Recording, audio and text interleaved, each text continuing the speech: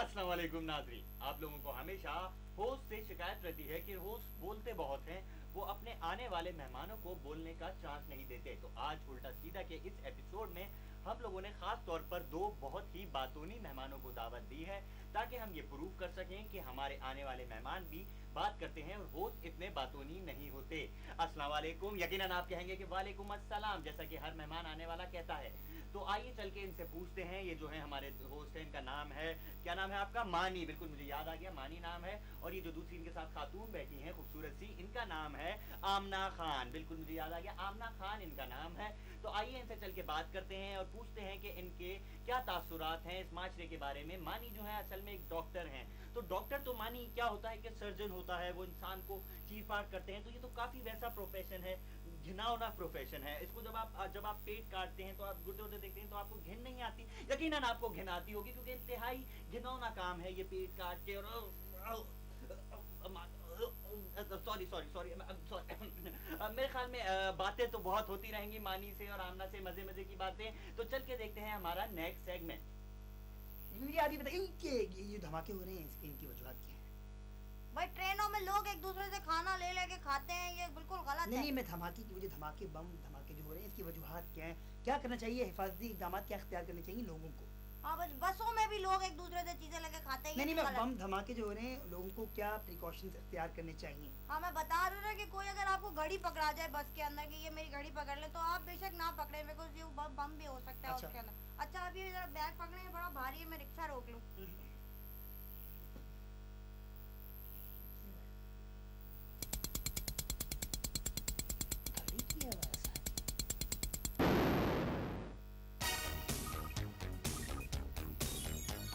अस्सलाम वालेकुम नाजरीन, हाथ टाकरा के एक और एपिसोड के साथ आपका होस्ट मोहम्मद शकूर आपके सामने वही शक्ल लिए हाजिर है।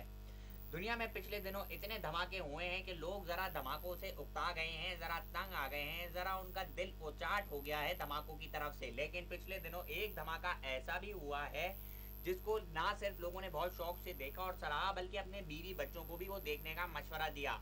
बिल्कुल आप सही समझ रहे हैं, मैं बात कर रहा हूँ धमाका सीरीज की। तो आइए बात करते हैं एक क्रिकेटर से। हाँ तो क्रिकेटर कैसा है बेतू? फर्स्ट ऑफ ऑल जी I would like to thank everybody here. और दूसरी बात ये कि तमीज से बात कर, हम मुल्क का सरमाया है। ये तुम्हें किसने कहा कि तुम कौम का सरमाया हो?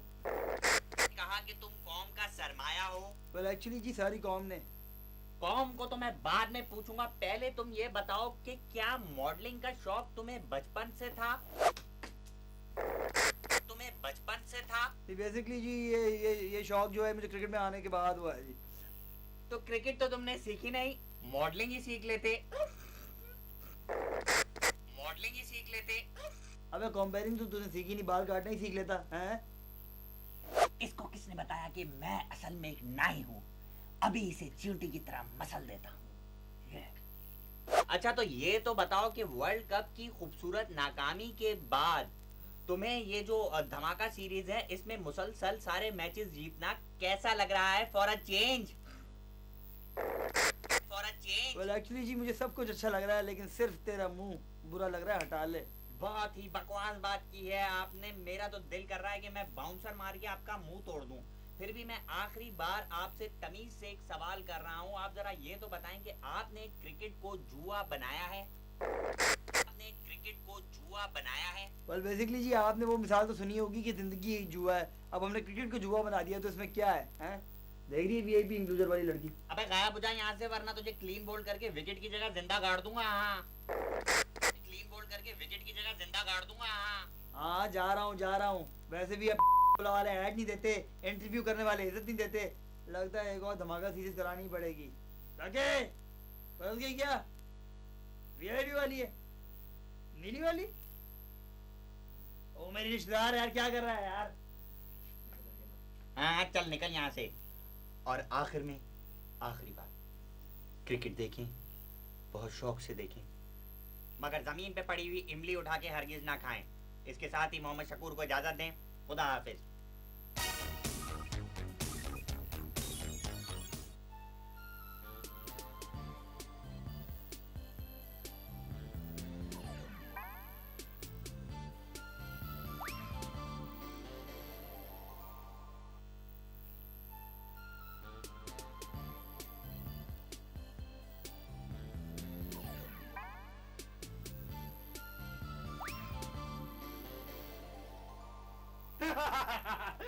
बहुत ही मजेदार बात की मानी करने वाले थे, लेकिन मैंने उनको रोक दिया और मैं हंस दिया। लेकिन खैर, आप जैसे कि देख रहे हैं कि बहुत ही मजे मजे की बातें हो रही हैं मानी से भी और आमना से भी, और इन्होंने हंसा हंसा के मेरे पेट में दर्द कर दिया है। तो आइए चल के बात करते हैं आमना से, उनके प्रोफेशन के बारे में। आमना, आप क्या करती हैं? मॉडल है, मुझे याद आया। आमना असल में एक मॉडल है और बहुत ही ये तो मुश्किल काम है आमना। इतने लोग होते हैं, इतनी ऑडियंस होती है, इतना एक कैट वॉक होती है, आप उस पे आती हैं, चलती हुई लोग आपको देखते हैं, तो आप कैसा महसूस करती हैं? यकीनन आप बहुत अच्छा महसूस करती होंगी, क्योंकि जाहिर है जब इतने लोग बैठे हों और इतनी तालियां बज रही हों तो आपको अच्छा लगता है, आपका मोराल बूस्ट होता है कि नहीं? बिल्कुल जैसे कि मेरा मोराल बूस्ट हो रहा है। अभी ऑडियंस मुझे देख रही है, खुश हो रही है, तालियां बजा रही है, बहुत ही मजेदार शो चल रहा है।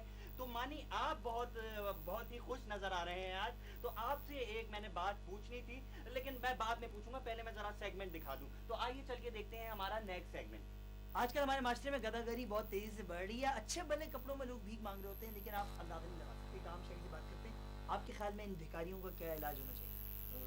ये भिखारी जी, ये लानत है जी, भिखारी भीख मांगना है। देखिए, इन्होंने भी कह दिया कि भीख मांगना एक लानत है। एक आम शहरी का ये ख्याल है, आप बताइए। सुने जी, ये मैं मुल्तान से लेके आया हूँ, बहुत ज़रूरतमंद हूँ भाई, या आप एक ले लें प्लीज़। नहीं ये ग्लासेस हैं, नहीं करेंगे इतने ये अच्छे भले कपड़ों में आदमी आप देख रहे हैं, आप अच्छे भले, मैं इनकी बात कर रहा था। आप मेरी बहन है, आप मेरी बहन है आप भाई, यही लोग हैं, अदालत बेच रहे होते हैं, अदालत बेच रहे होते हैं, यही वो लोग हैं जो आप जाके आपको दुआएं देंगे भाई, बेचते हैं, वो लोग। भाई आपकी दुआएं देंगे। एक्सक्यूज मी भाई, एक्सक्यूज मी।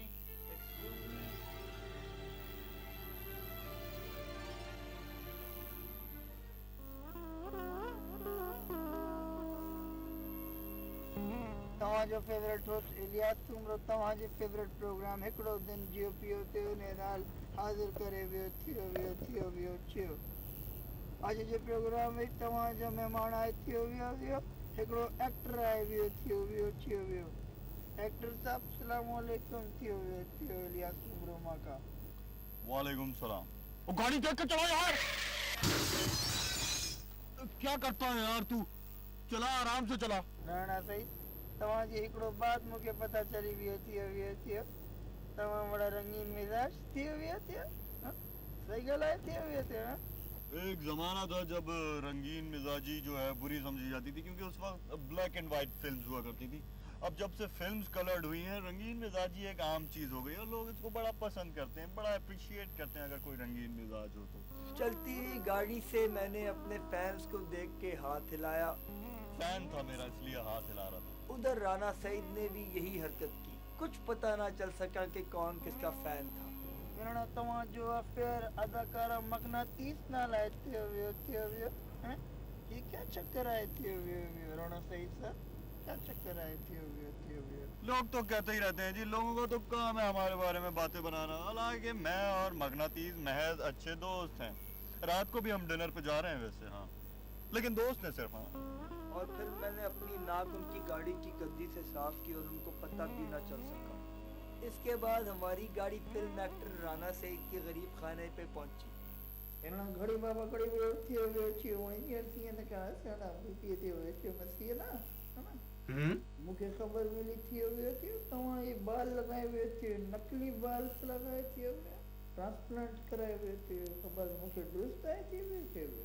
नहीं जी, ये सब उड़ाई हुई बातें हैं। मेरे बाल असल में बिल्कुल असली हैं। ये असल में मैंने एक कंपनी में बाल लगाने वाली के इश्तिहार में काम किया था, तो लोग समझते हैं कि मेरे नकली बाल हैं, हालांकि मेरे बाल असली हैं। देखा आपने? आप ये बताएंगे चाय पियेंगे या ठंडा? अच्छा, कुछ नहीं पियेंगे, चलें कोई बात नहीं। ऐसा करना जरा एक खोलती हुई बाल्टी में ना जरा मिर्चें डाल के जाए। नहीं, आपको पिलाने के लिए नहीं कह रहा, मुझे जरा बाथरूम में मसाज चाहिए होता। अदाकार राणा सईद साहब भी अपनी आदतों के मालिक हैं, कभी नरम मिजाज, कभी गरम मिजाज।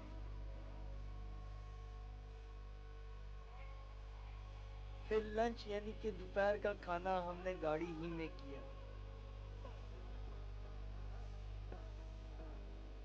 जिंदगी की गाड़ी चलती रही और राणा साहब की फिल्में बनती रही, और ड्राइवर ने हमें टक्करे मार के ये याद दिलाया कि इंसान और ड्राइवर सब बराबर होते हैं। राणा सईद साहब मूंखे हिकिड़ो ॻाल्हि दसे वियो तूं मूंखे घर ड्रॉप करे वियो टैक्सी जो किरायो न आहे थियो न थिरड़ा मां पिक करे वियो थियो। आपको घर छोड़ना है, मेरे पास थोड़ा टाइम है। अबे देख के चला। अबे जब ही तुझे मैं दिखा, यू फाइट, तो तुझे मैं अभी घर छोड़ता हूँ, निकल यहाँ से बाहर। राना सईद के इस मेहमान नवाज रवैये के बाद मैं पैदल चला और फिर कोई 24 किलोमीटर वॉक करते हुए 20 घंटे में मैं क्लिफ्टन से लियारी अपने घर पहुंच गया।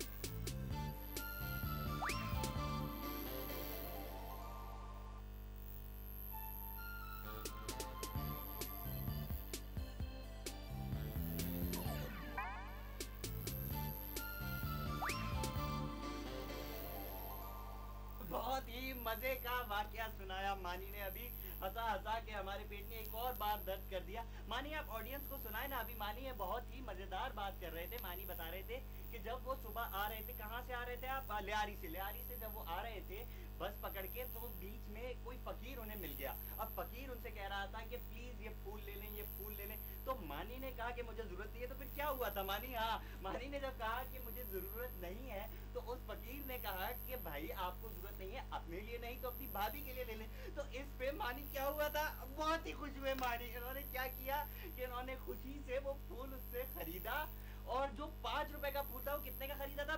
20 रुपए का। मानी ने 20 रुपए का लिया 5 रुपए का फूल, सिर्फ ये बात सुन के कि क्या कहा था उसने कि भाभी के लिए आप ले रहे हैं। तो अब जब इन्होंने फूल ले लिया तो इन्हें एहसास हुआ कि इनकी तो शादी हुई नहीं है। अब हंस तो दे, हंस क्यों नहीं रहे? चले खैर, जब तक हम लोग जरा ये लोग हंसेंगे, जरा खुश होंगे, मजे मजे की बातें करेंगे इनसे आगे, तो चल के देखते हैं हमारा अगला सेगमेंट। अच्छा बीबी जी, आप ये बताइए कि पाकिस्तान की आबादी इस कदर तेजी से बढ़ क्यों रही है? पार्क्स नहीं है यहाँ पे, एंटरटेनमेंट नहीं है यहाँ पे। नहीं, आप मेरा सवाल समझी नहीं। मैं ये कह रहा हूँ कि पहले हमारी आबादी 10 करोड़ थी, फिर 14 करोड़ हुई, और किसी ने ये भी कहा है कि 3 या 2 साल बाद होगी 17 करोड़। क्यों?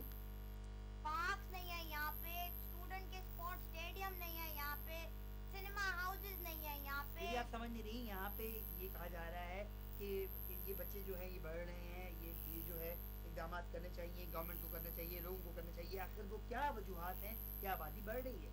डिस्कोस नहीं है यहाँ पे, बोलिंग एलीज नहीं है, इंटरनेट कैफे नहीं आप है। समझ नहीं रही मेरी बात को बीच ही। मैं चाह रहा हूँ कि यहाँ पे जो है आबादी की बढ़ने की वजह क्या है? सिंपल, शादी हॉल कम करें गवर्नमेंट ये और पार्क बनाए। नाज़रीन, बाज लोग ऐसे होते हैं जो आपके कंट्रोल में नहीं होते, जैसे नाअहल औलाद, बहू, नकचड़ी सास वगैरह वगैरह। तो अब हम आपके लिए ला रहे हैं टोटल कंट्रोल रिमोट। जी हाँ, अब टोटल कंट्रोल रिमोट से हर चीज आपके कंट्रोल में। अब चाहे सास हो या बहू, बुरी औलाद हो या सख्त वालिदैन, अब आप जब चाहें जहाँ चाहें उन्हें फॉरवर्ड, रिवाइंड, स्लो या पॉज कर सकते हैं। यानी अगर अभी आपको किसी का बोलना बुरा लग रहा है या उसकी बातें आपकी बर्दाश्त से बाहर हो रही हैं, तो आप उसे पॉज भी कर सकते हैं, बिल्कुल उस तरह से जैसा कि ये आइए उन लोगों से मिलते हैं जिन्होंने वाकई इस प्रोडक्ट को इस्तेमाल किया है कि उन्होंने इसे कैसा पाया। मेरा नाम मुन्नू है, प्यार से लोग मुझे मुन्ना बाबा कहते हैं। मेरे अम्मी अब्बू हमेशा लड़ते रहते थे, मेरी जिससे पढ़ाई में बहुत खर्च होता था, लेकिन अब ये टोटल कंट्रोल रिमोट की वजह से मैं उन्हें जब भी मेरा दिल चाहता है म्यूट कर देता हूँ। यार तुम मुझे हर बार एग्जाम देती रहती हो, ये क्या बात है यार? मैं ऑफिस जाता हूँ, मुझे 1000 काम होते हैं मुन्ना।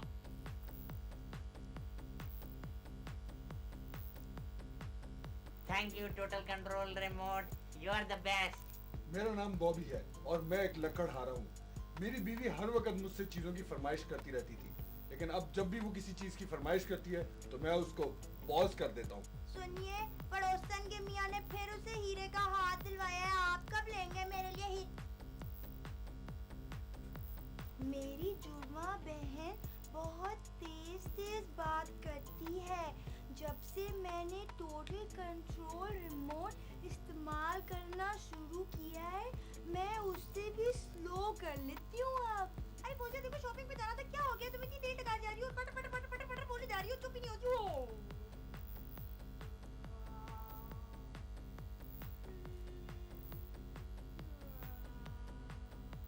मेरे मियाँ मेरी बहुत ही कम तारीफ करते हैं, मगर जब भी वो मेरी तारीफ कर देते हैं तो मैं उन्हें रिवाइंड करके बार बार तारीफ करवा लेती हूँ। मेरा महीने का कोटा पूरा हो जाता है। आज तो तुम बड़ी अच्छी लग रही हो, आज तो तुम बड़ी अच्छी लग रही हो, आज तो तुम बड़ी अच्छी लग रही हो, आज तो तुम बड़ी अच्छी लग। अगर घर में कोई कीमती शय गिर रही हो तो उसे हवा में ही रोक सकते हैं आप। अपने बॉस की घड़ी को रिवाइंड करके अपने आप को शर्मिंदगी से भी बचाया जा सकता है। जल्दी आ गया है थोड़ा सा, चलो काम पे जाओ। इसके अलावा टेलीविजन पे आने वाला कोई भी घटिया सा प्रोग्राम बहुत आसानी से फास्ट फॉरवर्ड कर सकते हैं आप।